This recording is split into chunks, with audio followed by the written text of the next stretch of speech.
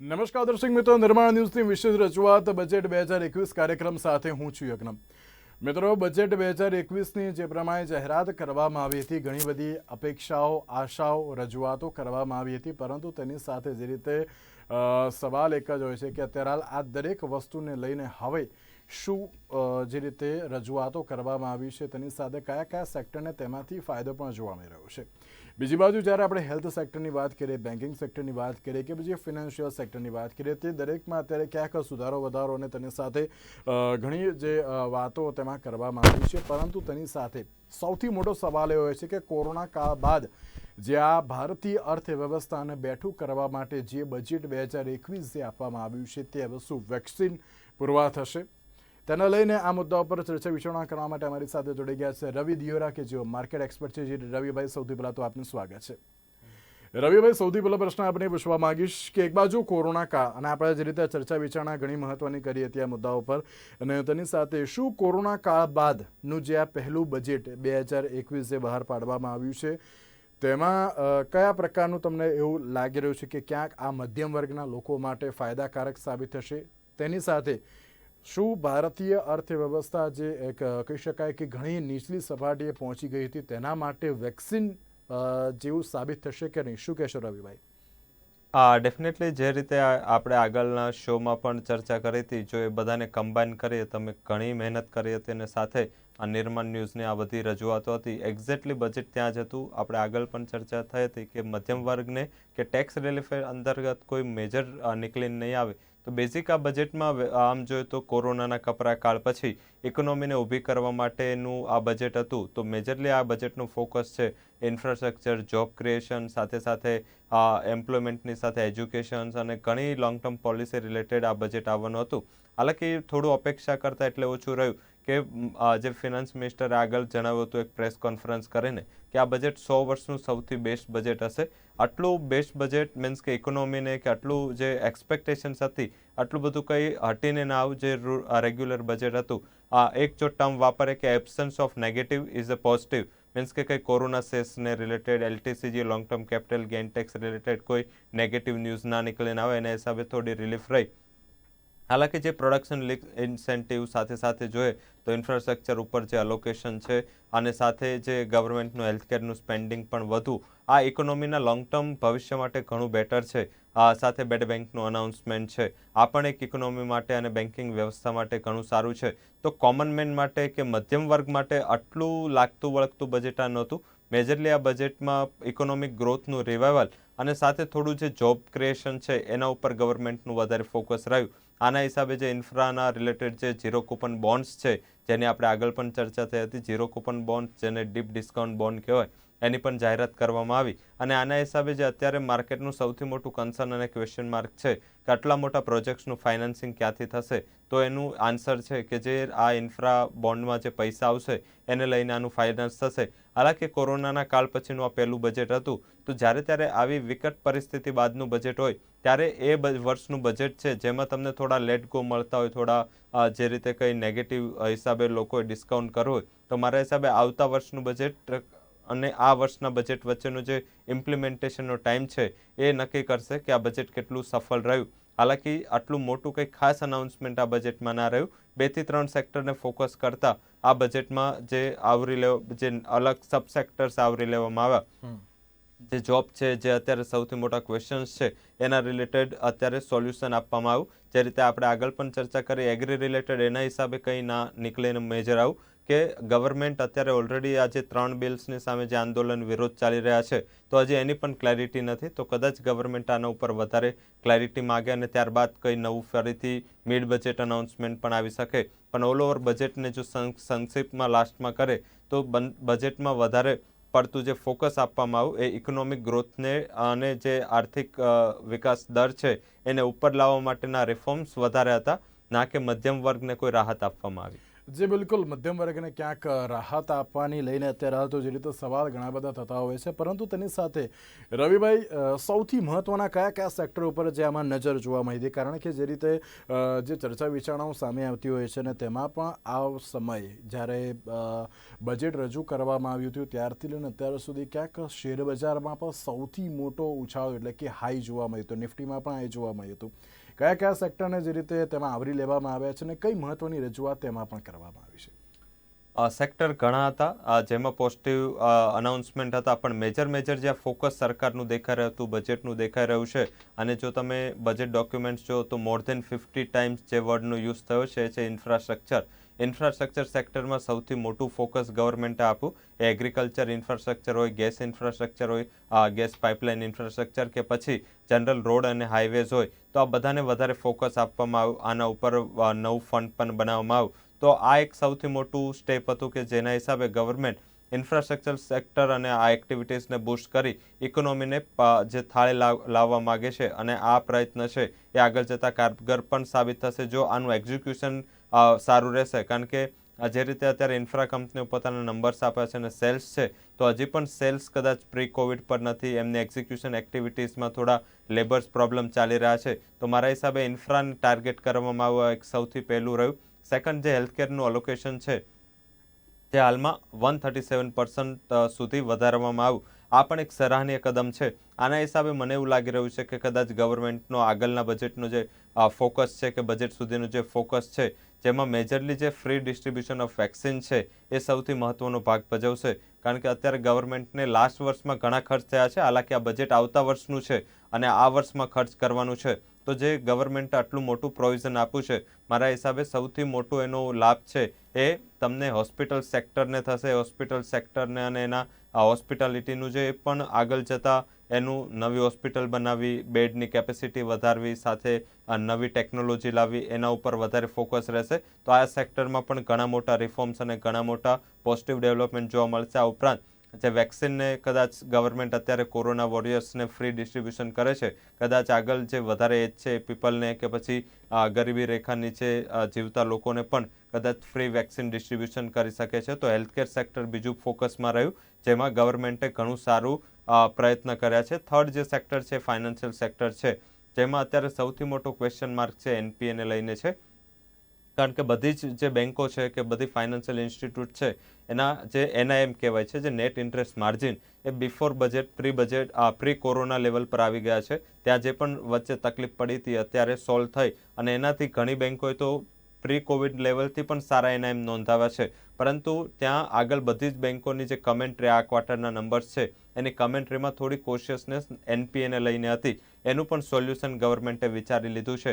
આજે જે નવી અસેટ રિકન્સ્ટ્રક્શન કંપનીઝની જાહેરાત થઈ, એ આગળ જતાં બેડ બેંક જે કન્સેપ્ટ છે ગ્લોબલી, આ કન્સેપ્ટને આવરી લેવા માટે આ બનાવાયું છે. આનાથી શું થશે, જે કોર્પોરેટ્સને થોડો ટાઈમ જોઈએ છે, જે કોર્પોરેટ્સના અત્યારે ટાઈમ લિમિટના હિસાબે એનપીએમાં કન્વર્ટ થયા છે, એને થોડી રિલીફ મળશે, થોડી રાહત મળશે. અને અસેટ રિસ્ટ્રક્ચર કંપનીથી બેડ બેંકનું સ્ટ્રક્ચર એ અલગ છે કે અસેટ રિસ્ટ્રક્ચરિંગ જે કંપની છે એ ડિરેક્ટલી પરચેસ કરે છે લોન બેન્કો પાસેથી, અને જે બેડ બેંક છે એ અત્યારે તમને જે ફોરેન ફંડિંગથી કે ઇન્સ્ટિટ્યુશનલ ફંડિંગથી અત્યારે ગવર્મેન્ટને કે બેન્કોને, એને ગવર્મેન્ટ પીએસયુ બેન્કો છે એને એ ફંડિંગ આપી દેશે. તો આ એક ઘણો સારો કન્સેપ્ટ છે. તો મારા મત મુજબ આ મહત્વના સેક્ટર છે જેના અંતર્ગત ગવર્મેન્ટે ઘણી સારી જાહેરાત કરી. જી બિલકુલ. એક બાજુ જ્યારે આપણે હેલ્થ સેક્ટરની વાત કરીએ કે પછી બેન્કિંગ સેક્ટરની વાત કરીએ, તેમાં તો મહત્વના સુધારા વધારા કરવામાં આવ્યા છે, પરંતુ તેની સાથે જે રીતે સવાલ એ પણ થતો હોય છે કે ફાઇનાન્શિયલ સેક્ટરમાં અત્યારે હાલ કેવા પ્રકારના જે રીતે કહી શકાય સુધારા વધારા જોવા મળ્યા હતા. કારણ કે ફાઇનાન્શિયલ સેક્ટર પ્લસ ટેક્સેશન સેક્ટરમાં પણ કેવા પ્રકારના સુધારા વધારા જોવા મળ્યા હતા. કારણ કે આપણે ઇન્કમટેક્સની વાત કરી, ઇન્કમટેક્સમાં પણ જે રીતે કોઈ પણ સુધારો વધારો કરવામાં આવ્યો નથી. ક્યાંક જે રીતે 75 વર્ષની ઉંમરના જે સિનિયર સિટીઝનને ક્યાંક ટેક્સમાંથી મુક્તિ આપવામાં આવી છે, બીજો કોઈ સુધારો વધારો કરવામાં આવ્યો નથી. ત્યારે આ બંને સેક્ટરને લઈને તમે શું કહેવા માગશો? ડેફિનેટલી આમાં પણ એક ક્લેરિફિકેશન એ છે કે જે 75 યર્સથી ઉપરના જે મીન્સ કે વ્યક્તિઓ છે એમને માત્ર બે જ ઇન્કમમાં રાહત આપવામાં આવી છે. એક છે ઇન્ટરેસ્ટ ઇન્કમ અને સેકન્ડ છે પેન્શન ઇન્કમ. આ ઉપરાંતની જો કોઈ ઇન્કમ એમની છે એમાં કોઈ રાહત નથી. મીન્સ કે એ જો પેન્શન પર જીવતા હોય કે પછી એમને અત્યારે ઇન્ટરેસ્ટ મીન્સ કે જે એમને ડિપોઝિટ્સ મૂક્યો હોય અને એના ઉપરના ઇન્ટરેસ્ટ એમનું ઘર ચાલતું હોય એ જ લોકોને આનાથી રિલીફ મળશે. બધા જ 75 યર્સ ઉપરના જેટલા લોકો છે ને બધી જ ઇન્કમ ઉપર છૂટ નથી. આ એક કદાચ ક્લેરિફિકેશન આવી જશે અને ફાઇનાન્સ મિનિસ્ટરે આ ક્લિયર વર્ડ પણ એમની બજેટ સ્પીચમાં પણ છે કે આ બે ઇન્કમ પર એમને રાહત આપવામાં આવશે. હાલાકી આ સારું છે કારણ કે મેજરલી આપણું ઇન્ડિયા જેવું ડેવલપિંગ નેશ અને થોડું મધ્યમ વર્ગીય જે આ સૌથી મોટું એક્સપોઝર છે અહીંયા આ બે જ ઇન્કમ છે. આનાથી વધુ ઇન્કમનો સહારો પણ ના હોય કારણ કે 60% પોપ્યુલેશન આપણું છે એગ્રી સેક્ટર પર નિર્ભર છે અને આ સેક્ટરમાં આટલું મોટી કોઈની આવક કદાચ આના પછી ના હોય અને એગ્રી સેક્ટરમાં પણ જોઈએ તો એગ્રીમાં ડિરેક્ટ ફાર્મર્સને આમાંથી છૂટ ઓલરેડી આપવામાં આવી છે. તો મારા હિસાબે આ આટલી મોટી રાહત ના થાય. મીન્સ કે ડાયરેક્ટ ટેક્સેશન કોડ છે એમાં ગવર્મેન્ટ દ્વારા કોઈ પણ ચેન્જ નથી કરવામાં આવ્યો.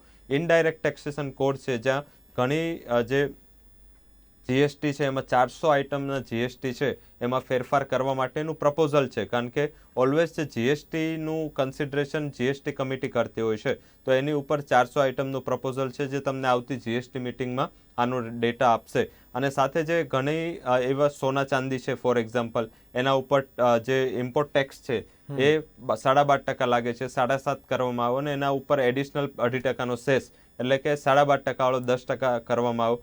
ઘણી એવી એગ્રી પ્રોડક્ટ્સ છે જેમાં 10% જીએસટી કટ કરવામાં આવે પણ સામે 10% સેસ લગાવી પણ દેવામાં આવે. એના ઉપરાંત જે મેટલ્સ છે એના ઇમ્પોર્ટ પર જીએસટી કટ કરવામાં આવે. આ થોડું એક નેગેટિવ કદમ છે જે ડોમેસ્ટિક કંપનીઓ છે કારણ કે અત્યારે ગવર્મેન્ટે એના હિસાબે મેઝર્સ લીધા હતા અને ડ્યુટી વધારી હતી કે ઇમ્પોર્ટ ઇન્ડિયામાં સસ્તું ઘણું થતું હતું પરંતુ આ કદમ પછી ઇમ્પોર્ટ ફરીથી સસ્તું થઈ જશે તો મેટલ કંપનીઓ માટે થોડું આ નેગેટિવ છે. એમએસએમઈ માટે આ પોઝિટિવ છે.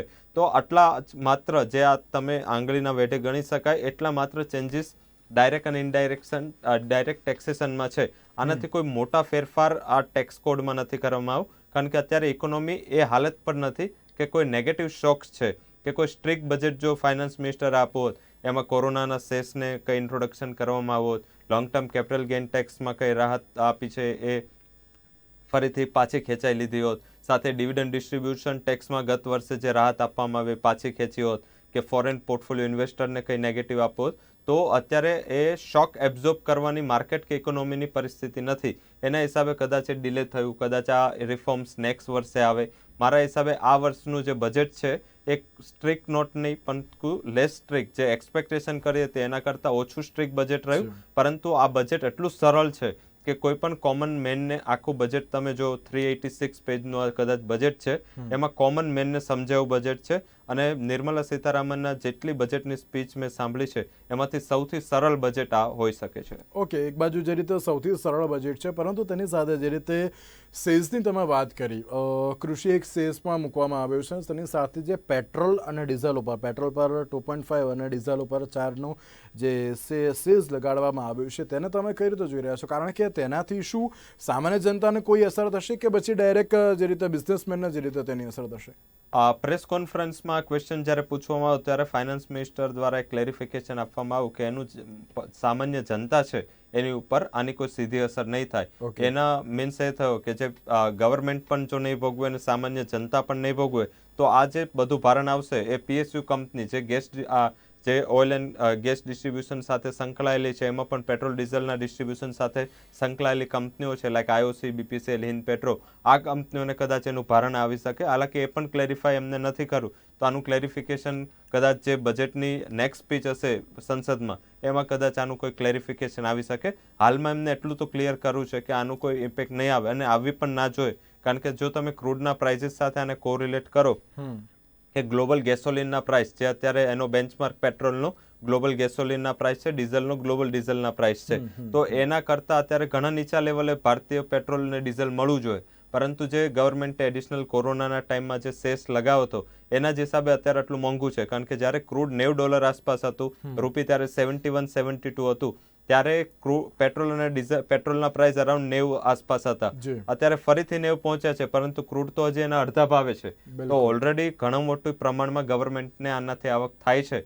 તો મારા હિસાબે કદાચ ગવર્મેન્ટ આ પબ્લિક ઉપર કે જાહેર જનતા ઉપર બર્ડન નહીં નાખે એવી એક્સપેક્ટેશન કરવી જોઈએ. બિલકુલ. એક બાજુ જ્યારે જે રીતે પેટ્રોલ અને તેની સાથે જે રીતે કૃષિ સેસની વાત કરી હતી તો લગાવવામાં આવ્યું છે, પરંતુ તે કયા કારણોસર જે રીતે આ મૂકવામાં આવ્યું છે તેને લઈને સવાલ છે. રિસર્ચની વાત કરીએ, રિસર્ચને લઈને જે રીતે સૌથી વધારે જે અત્યારે ભાર મૂકવામાં આવ્યો છે રિસર્ચ એન્ડ ડેવલપમેન્ટ વિંગમાં, અને બીજી બાજુ જે રીતે લોખંડ અને સ્ટીલ અને તેમાં પણ જે અલગ અલગ જે ડ્યુટીઝ હતી તેમાં પણ જે ફેરફાર કરવામાં આવ્યા છે. પ્લસ ડ્યુટીઝની તો આપણે વાત કરીએ, પરંતુ જે સેક્શન એટીસી હોય કે એટીસીસી હોય તેમાં પણ કયા કયા પ્રકારના જે ફેરફાર સામે આવે છે તેના લઈને શું કહેશો તો?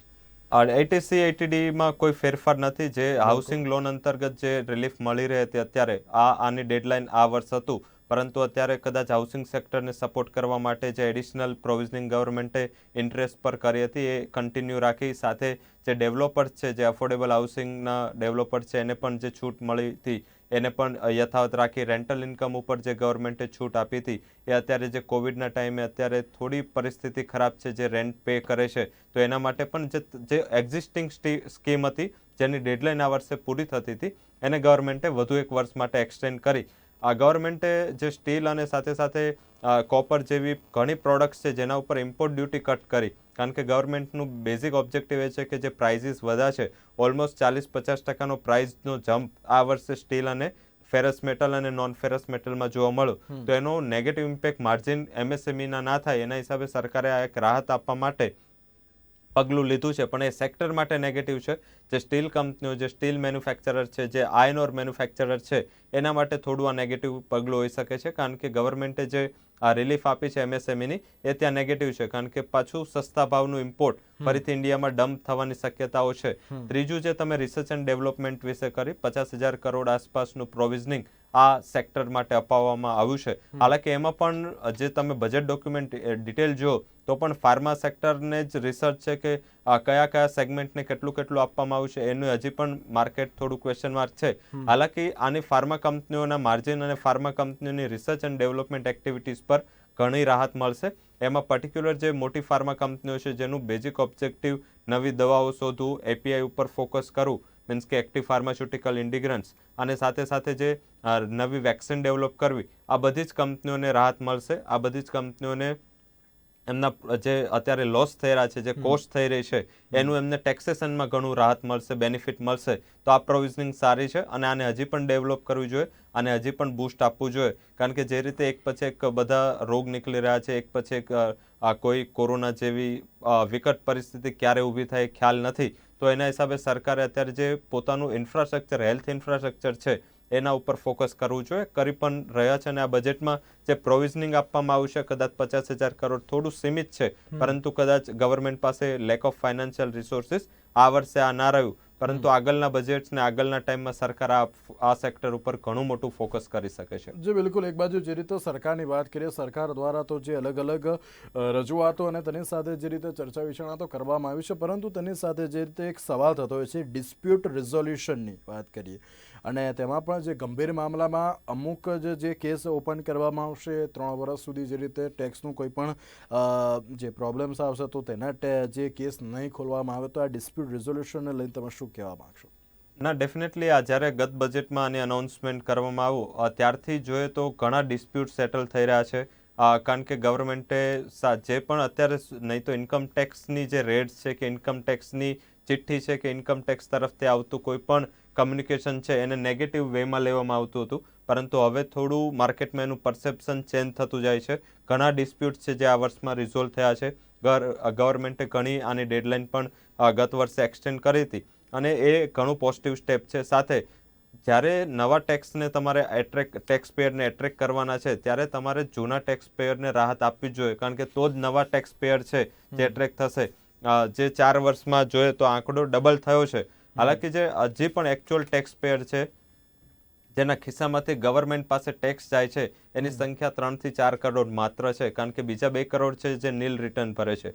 તો 4 કરોડ લોકો 140 કરોડની 135 થી 140 કરોડની પોપ્યુલેશનનું ભાર વહન કરે તો ડેફિનેટલી જે પ્રીવિયસ ટેક્સ પેયર્સ છે એ લોકો ઉપર બર્ડન વધારે હોય. આ ટેક્સ રેશનલાઇઝેશન છે એ ગવર્મેન્ટ ઘણા ટાઈમથી વિચારી રહી હતી અને આ બજેટમાં ઘણા સ્ટ્રિક્ટ કદમ લેવા માટે કે આ નેટનો વ્યાપ વધારવા માટે સરકાર ફોકસ કરી શકતે, પણ જેમ આપણે આગળ જણાવ્યું કે ગવર્મેન્ટ પાસે આ પરિસ્થિતિ સાનુકૂળ ના રહી અને ગવર્મેન્ટ પાસે નવા કોઈ એગ્રેસિવ રિફોર્મ લેવા માટેની જગ્યા નથી અને સરકાર જો આવું કંઈ ડિસિઝન લેતે તો અત્યારે થોડું ઇકોનોમીના સેન્ટિમેન્ટ પોઈન્ટ ઓફ વ્યૂ થોડું એ નેગેટિવ કાઉન્ટ કરવામાં આવે. એના હિસાબે સરકારે કદાચ આને ડિલે કરવું છે કે આગળના બજેટ માટે કદાચ એને ડિલે કરવું એવું લાગી રહ્યું છે.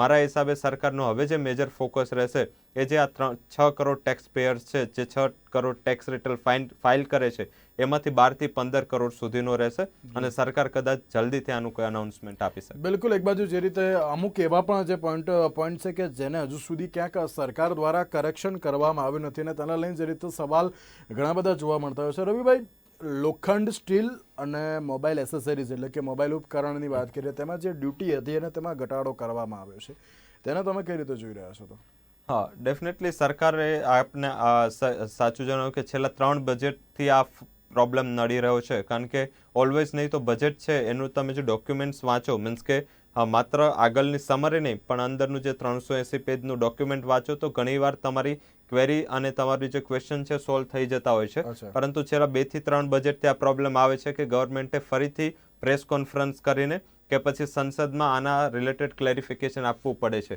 તો આઈ થિંક કે ઘણીવાર એવું થાય છે કે કંઈક નેગેટિવ્સ હોય છે ત્યાં થોડું ગવર્મેન્ટ અટકીને એને ક્વેશ્ચન માર્ક મૂકી દે છે અને પછી જેવું માર્કેટમાં સ્થિરતા આવે કે જેવું ત્યારબાદ ફરીથી એનું ક્લેરિફિકેશન આવે એટલે માર્કેટ કદાચ એને એબ્ઝોર્બ સારી રીતે કરી શકે. તો આવી જ રીતે મારા હિસાબે બજેટ એક એવું ડોક્યુમેન્ટ હોય છે જેના હિસાબે કે જેના ઉપર આખો દેશ કે દેશથી બહાર વસતા ઇન્વેસ્ટરો ફોકસ કરીને બેઠા હોય છે. તો મારા હિસાબે બજેટ ફૂલ ડોક્યુમેન્ટ હોવું જોઈએ. આવી રીતે ફરીથી ક્લેરિફિકેશન અને ક્વેશ્ચન માર્ક આવે તો એના હિસાબે શું થાય કે આજે કોઈ પોઝિટિવ કે નેગેટિવ અનાઉન્સમેન્ટ આવશે તો એનું રિએક્શન એ ટાઈમે માર્કેટ લઈ લે છે. પછી જો આનાથી વિરુદ્ધ આવે છે તો એ આખું સેન્ટિમેન્ટ ચેન્જ કરી નાખે છે. તો આના હિસાબે ઘણા ક્લેરિફિકેશન રિક્વાયરમેન્ટ છે. હાલાકી આ જે સ્ટેપ છે સ્ટીલ અને જે મેટલ્સ ઉપર જે ડ્યુટી કટ. રવિભાઈ, તમે જે રીતે સ્ટીલ અને મેટલની જે રીતે વાત કરો છો એની પહેલાં હું એક વસ્તુ અમે એડ પણ કરવા માંગીશ કે જે 26 લાખ કે 25 લાખ કરોડ જે અત્યારે આત્મનિર્ભર યોજનામાં જે જાહેર કરવામાં આવ્યા છે અને તેની સાથે જે આ ડ્યુટીઝ પણ જે ઘટાડવામાં આવી છે, ક્યાં કે તેનો ભાગ પણ કહી શકાય તે પણ તમે આમાં એડ કરી શકો છો?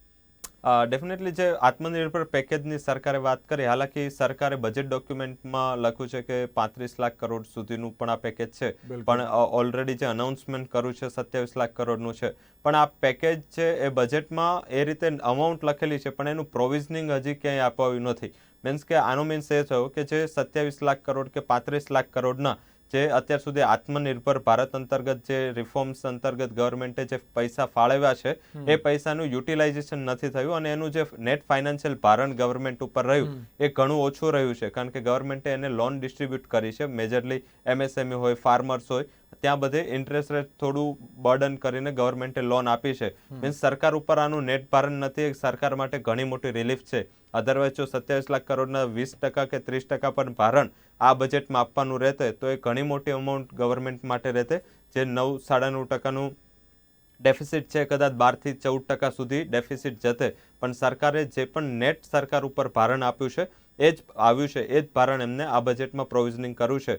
આ 27 લાખ કરોડ મારા હિસાબે 8-10 વર્ષમાં કદાચ એ એબ્ઝોર્બ થશે.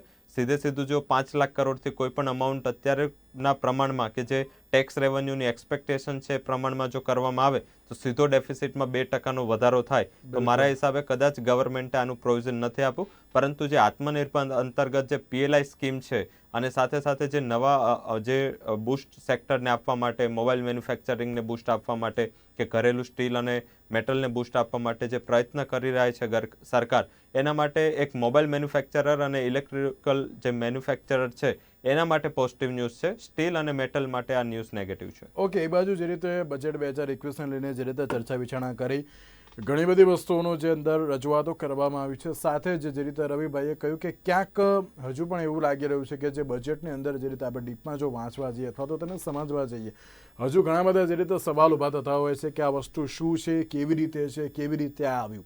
તેને લઈને જે રીતે સરકારે પ્રેસ કોન્ફરન્સ પણ કરવી પડતી હોય છે. પરંતુ સરકારની વાત કરીએ, સરકાર દ્વારા જે રીતે બજેટ તો રજૂ કરવામાં આવ્યું છે અને તેની સાથે હવે તેની કયા પ્રકારની જે રીતે અસરો રહેશે, તેની સાથે મધ્યમ વર્ગના લોકોની વાત કરીએ, મધ્યમ વર્ગના લોકોને કેવા પ્રકારનો ફાયદો થશે તે તો હવે જોવાનું જ રહ્યું. તેની સાથે રવિભાઈ, આપનો આભાર અમારી સાથે આ ચર્ચા વિચારણામાં જોડાવા માટે. તો આજના વિશેષ કાર્યક્રમ બસ રજા આપશો. નમસ્કાર.